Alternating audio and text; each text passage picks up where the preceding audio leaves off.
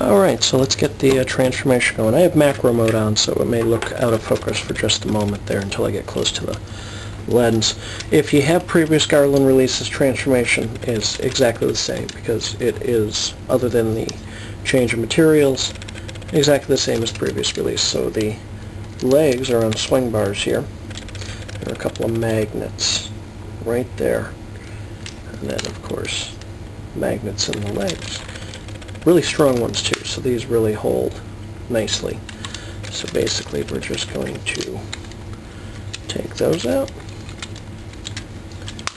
Bring one of these up so you can see whilst I snaps out. Feet also click out. When I first got my first Garland, it took me till Josh B's review to realize those actually popped out like that. Open up the feet, and then we repeat the same process on the other side.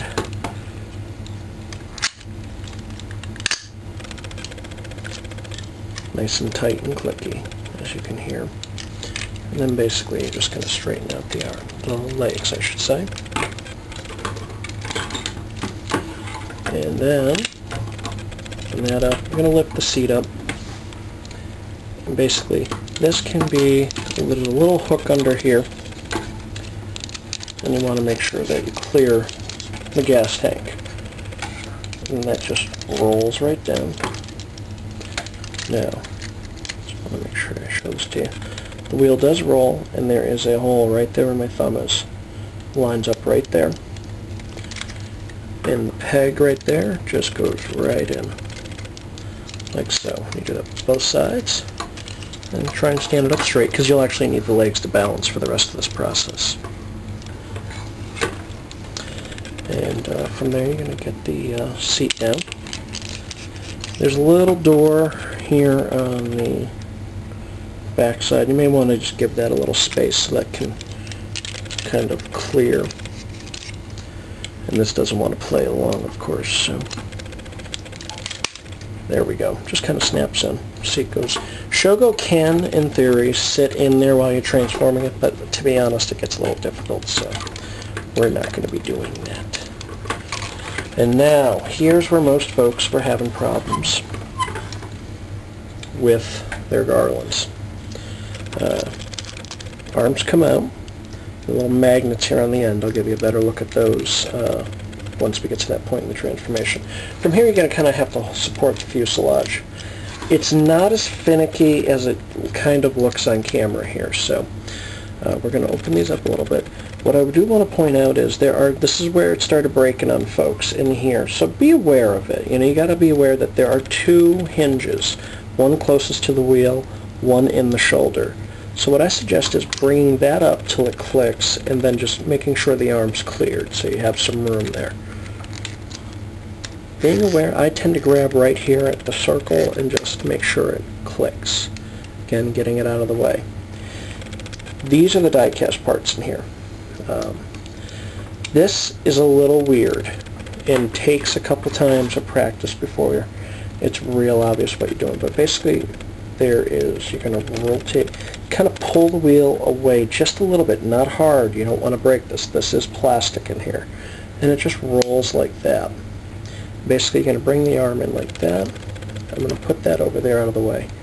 So again, I'm just going to bring that there. I'm going to roll the arm over and put that over there. From there, you got a little hatch here. Your head is under there, and just kind of bringing this all up is going to make all that come through.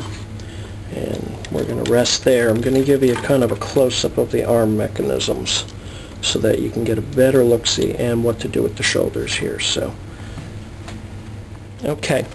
For the shoulders here, this is, if you want to keep your shoulders from being floppy and not connected, here's what you want to do. Let me get in there so now you can see it. That is double hinged. So you want to make sure that that kind of, it'll kind of naturally do it. It's kind of at an angle where, see where it kind of indents is going to rest right under the fuselage.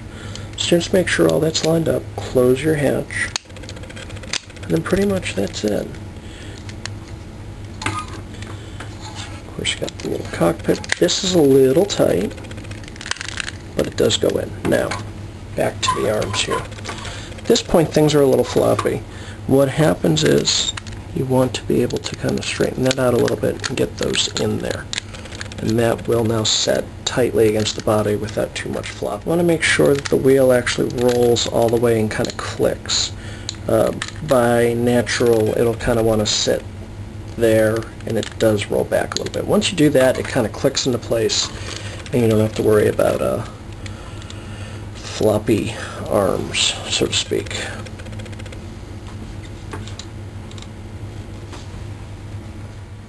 Alright, so basically all we got left to do are the arm pieces, so I wanted to get this in close here for you.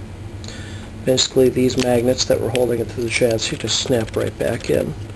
These little doors open here, and if you rotate here. Now these can get stuck sometimes, don't fight. I find it's easier to do the smaller door before you close the magnet all the way in. Basically open those up, and there's a hand in there. Just go roll out, and then the doors close back up. Little knobs in there to lock it in, and individually articulated fingers. My earlier Garland, the fingers seemed to get loose pretty quickly. This has seemed to hold its tightness. Again, I suspect they might be using a different quality plastic than they used to, so again, noticeable quality control improvements. Not that the first release was horrible. Again, sometimes these things happen, especially with a complex engineered toy. So again, just going to pop that magnet in. So you can see, open the door, open that door, rotate the hand out, close.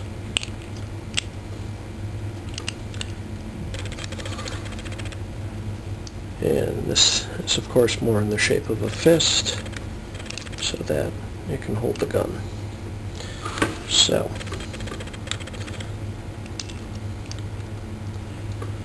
there we go.